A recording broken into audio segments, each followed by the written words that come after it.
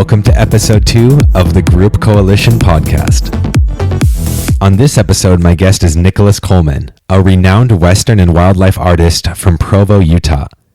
He gathers his inspiration from time spent in the field, hunting, trapping, hiking, and studying the animals he sees with a real passion to capture their nuances and nuances of the landscape they inhabit. In the interview, Nicholas talks about his upbringing with his father, the famous and award-winning artist Michael Coleman, and how that upbringing shaped him into the man he is today, driven to capture the spirit of the West. Nicholas also talks about his favorite firearms, big game hunting, and his awe-inspiring studio, which contains a collection of rare animal skulls, pelts, paintings, and remnants of an era long gone. So please welcome Nicholas Coleman onto the show, and prepare to hear from the man himself. As a youth, you spent time hunting and trapping with your father, Michael. How did that influence your path?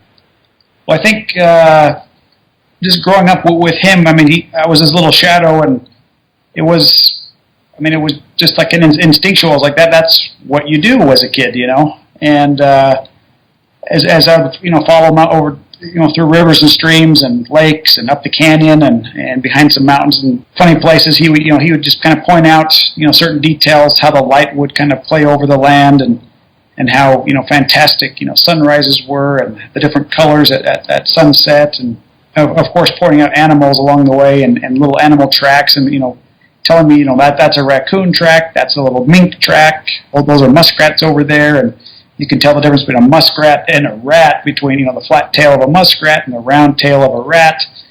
Just funny little things that just kind of built up over the years and always really did just intrigue me. And as I got older and older, and he drew and painted, and even at church we had little sketchbooks, and it was one of those things that I did just because I thought that's kind of what everyone did. But I realized as I got older that not everyone knew all the names of certain animals or birds, but it's something that I've always been drawn to and gravitated towards, and as I got older, that's something I thought to myself, well, goodness, this is something I always want to do and be a part of, and I really cannot imagine doing anything else.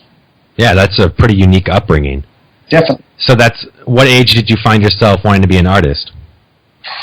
Probably in the 6, 7, 8-year-old range, probably.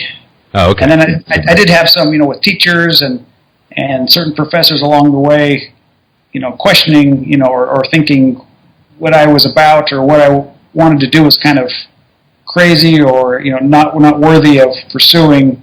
That only, I think, focused me and pushed me into, well, I'll show you, and really trying to try harder and harder, at each, every critique or every swipe at, kind of what I was trying to do. So, like I say, as much as I loved it, I also got criticism, and I had all certain outside forces that definitely focused what I wanted to do, and I think it's probably helped me along the way, whether I knew it at the time or not. So even with your father being an artist, you got criticism for wanting to be one? Definitely, from teachers, and some were great, some were very helpful along the way, but I had other detractors that were definitely, well, this has already been done. Why would you want to do that? That's, sure is silly. Or, why would you want to do that? And I had math teachers going, oh, Nicholas, what are you going to do? And I said, don't worry about me. I'll be just fine. And, I think part of my attitude was kind of like, well, why would I fail?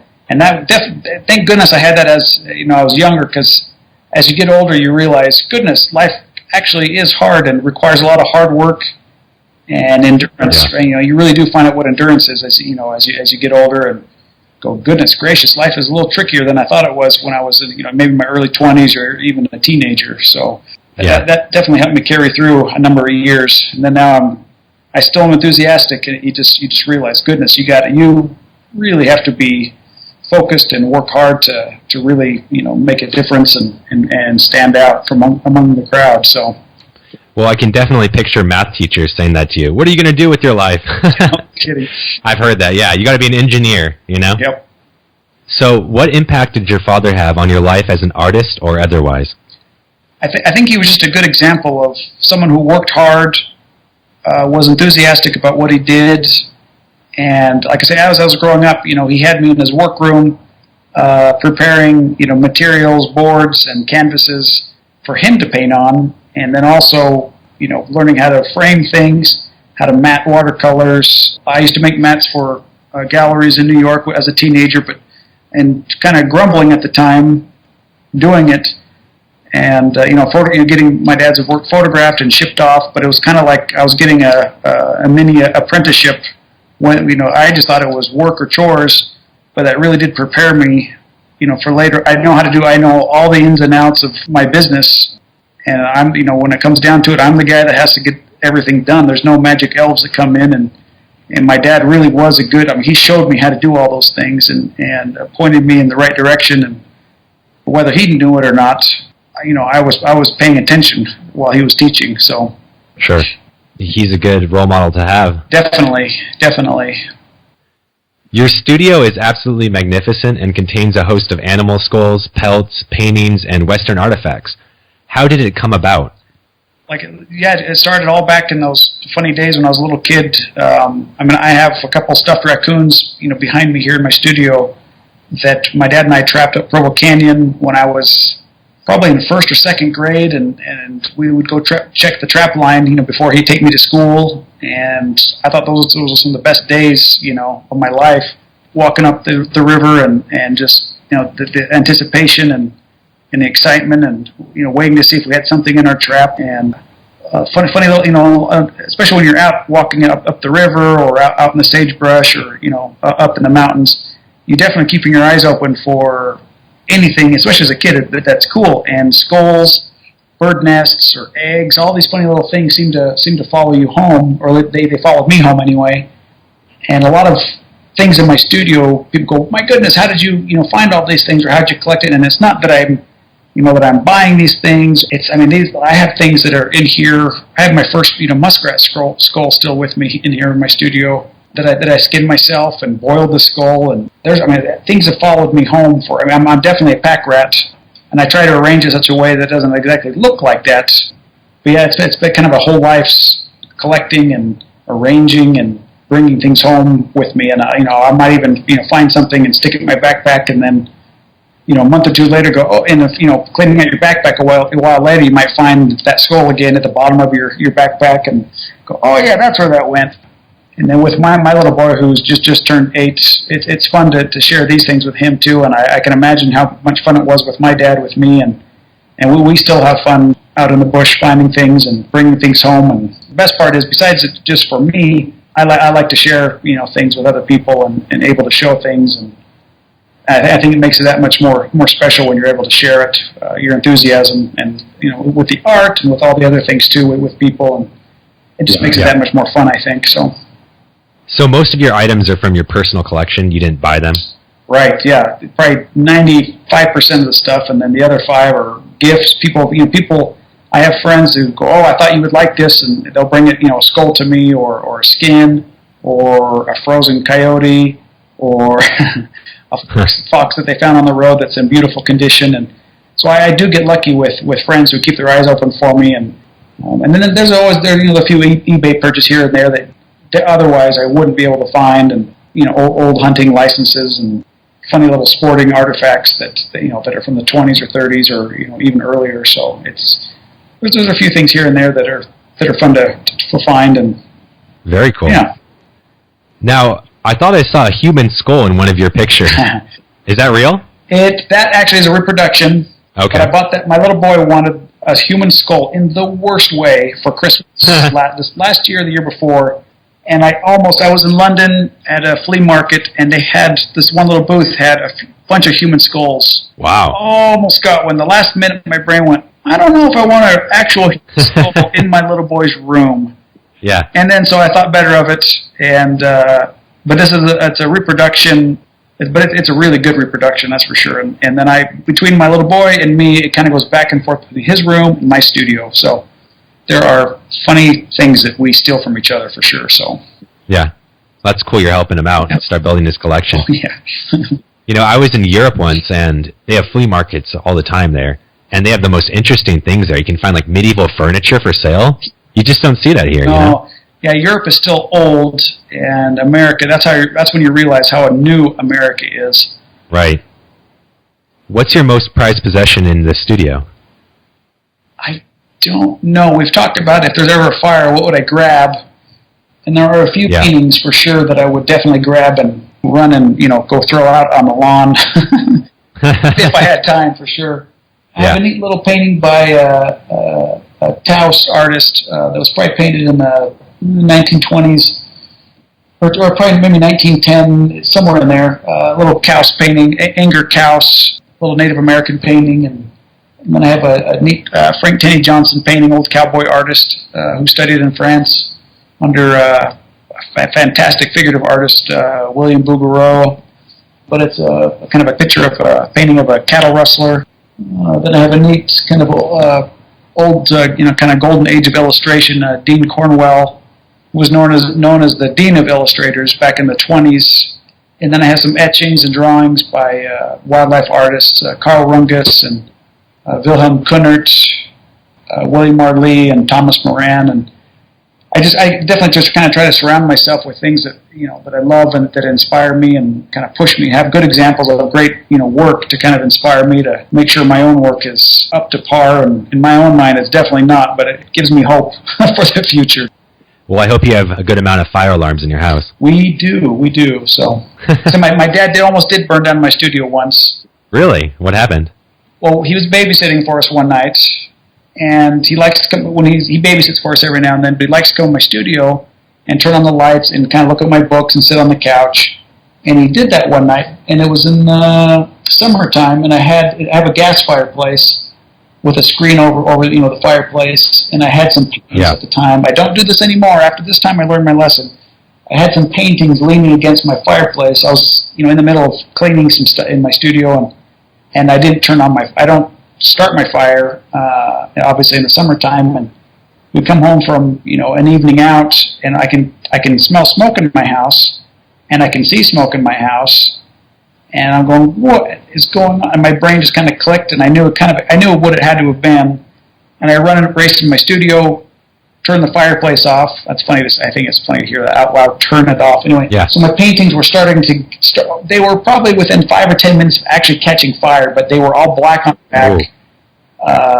Some of there's some plastic pegs that you secure your canvases with in the back had all melted out, but my whole studio was filled with smoke. My dad was asleep on my couch, and I go, "Dad, are you kidding me?"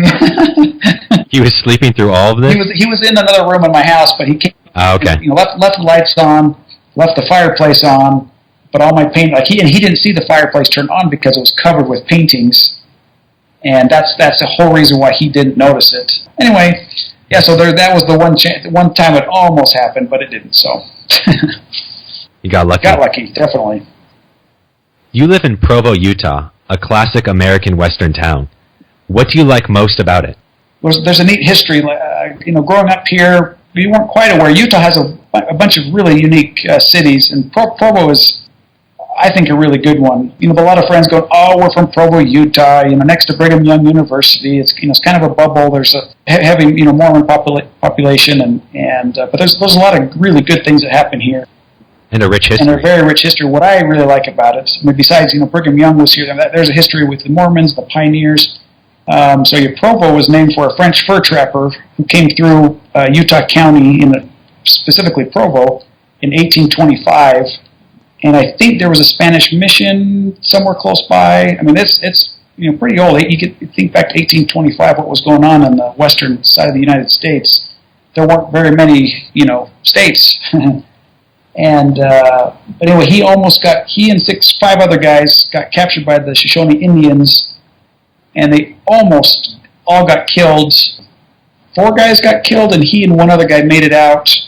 And I don't think he ever returned to Utah County, but a few years later, they named this area for him.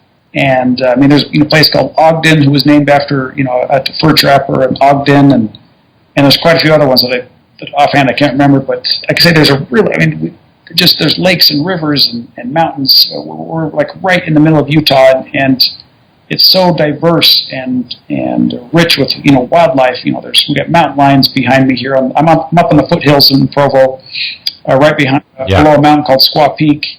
We have mountain lions and black bears and moose and elk. I mean, I I think people who live down in the city who don't make it up into the mountains, I don't think they really realize what they have in the way of a treasure in the city. I know part of the population realizes it, but I mean, it really is a fantastic place to live, and really is a beautiful, beautiful part of the country for sure. So, what type of firearms are you into today? So, like I say, growing up with my dad, over the years, he's given me, a Christmas present. My birthday is right around Christmas time, and so it was always I always thought it was a good combination having the two together, because I might get a gun for Christmas and then ammunition for my birthday, or the other way around. And we don't do this anymore, but we used to go out in my dad's backyard and fire off a few things at Christmas time, and we get calls from the neighbors going, "That's you guys, right?" And we go, "Yeah." And now they don't. I think they just realize that's us now. They don't worry about it too much. Like I said, we've stopped that. I think my mom gets a little more worried with all the laws and dumb things that are happening across the country and people overreacting, and so we're smart enough not to know our limits.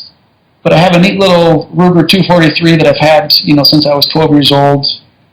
That my dad got me for one of my first moose hunts, and then recently a couple of my purchases have been a Beretta. I think it was A400, the 12 gauge duck hunting shotgun, and then this last Christmas, one of my Christmas presents to myself, or birthday, it was my birthday, not Christmas, it was the Beretta, I think it's A400 28 gauge, and it's one of the prettiest little shotguns that I've ever seen.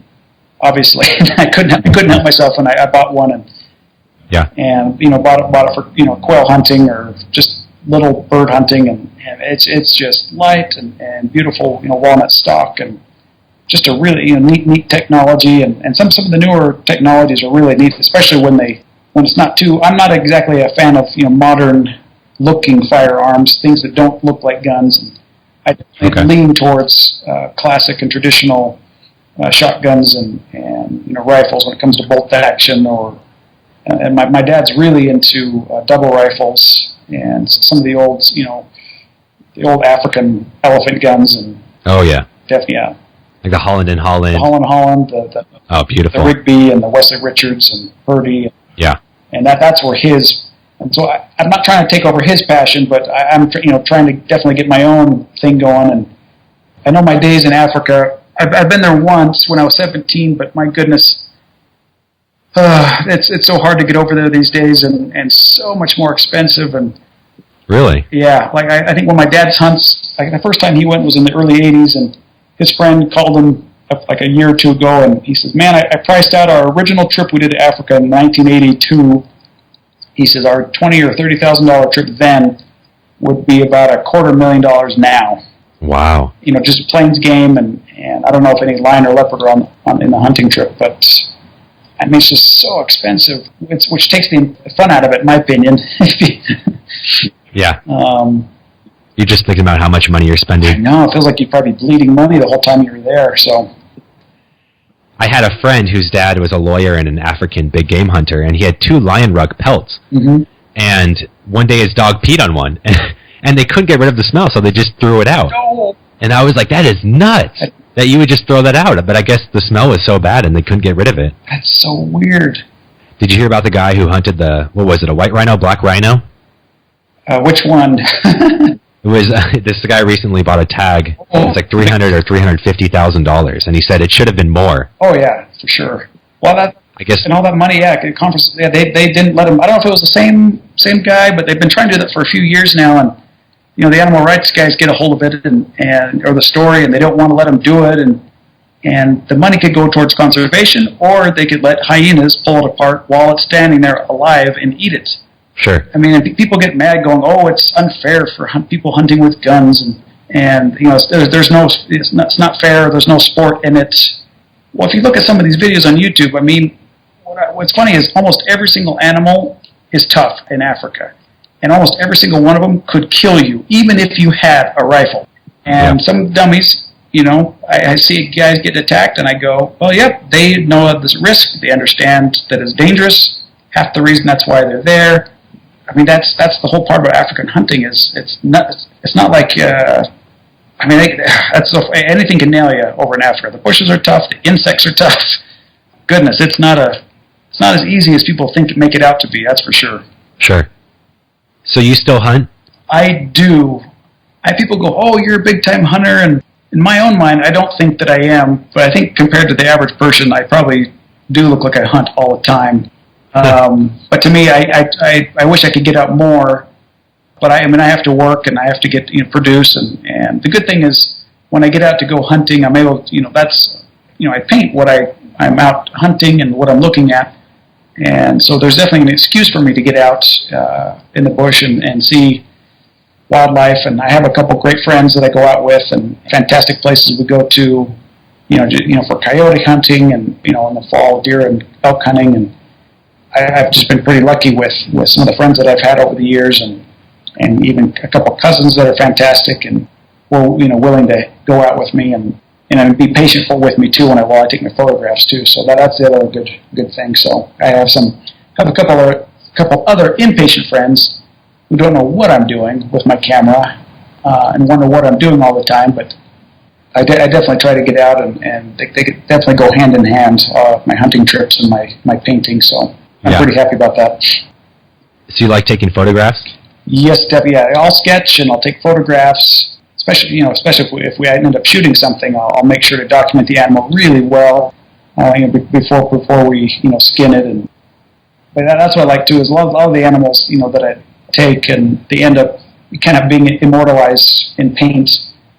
Very cool. They definitely live on through my paintings. As silly as that sounds, they do for sure. So do you study the anatomy of the animals at all? Yes, I have over the years, skinning animals and observing the animals. I'm constantly, trying to make my animals the best they can be and make them better, painting to painting. So that's one thing I really do try to observe and take note of. So, and I'll even make notes of certain things that I want to remember later on while I'm painting the different animals and different paintings.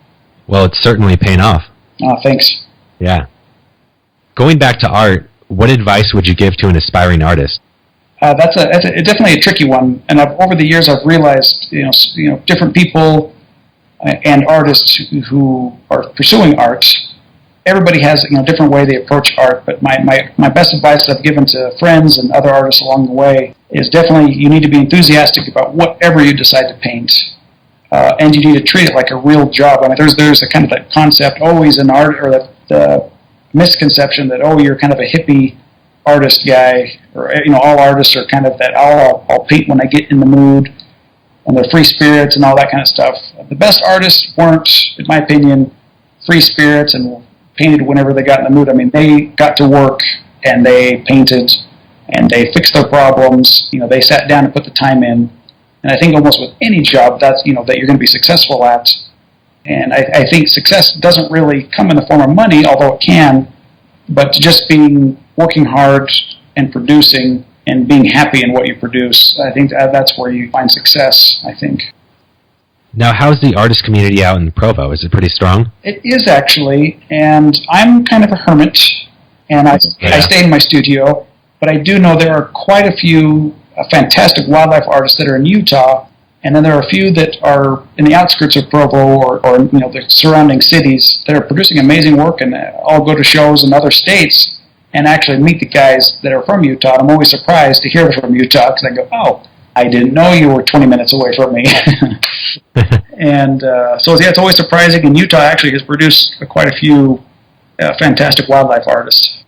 There's a really fantastic motorcycle artist, Jeff Decker, really? who's like the rock star when it comes to motorcycle art and bronzes.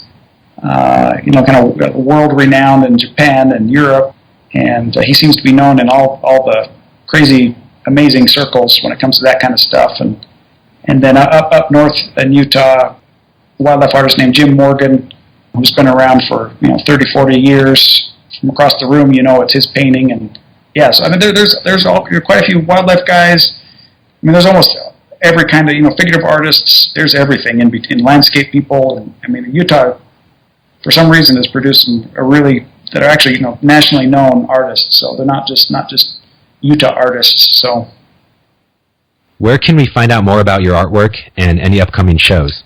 On my website, it's just nicholascolemanart.com. I have a little events tab that have my upcoming shows, and like I have a little online workshop that's there. But definitely, if I'm paying attention, I will update my website and put my shows on my website. And also on Instagram, I tend to post upcoming shows and examples of what I'm working on at the time and that I visit and go to. So. Perfect. Sounds good.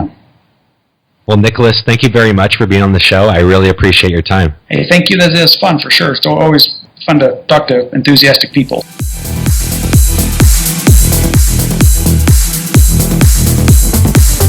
I hope you enjoyed the chat with Nicholas Coleman. You can find out more about him and his artwork at nicholascolemanart.com. Of course, you can find me and the rest of my posts on the blog at groupcoalition.com or on Instagram at groupcoalition.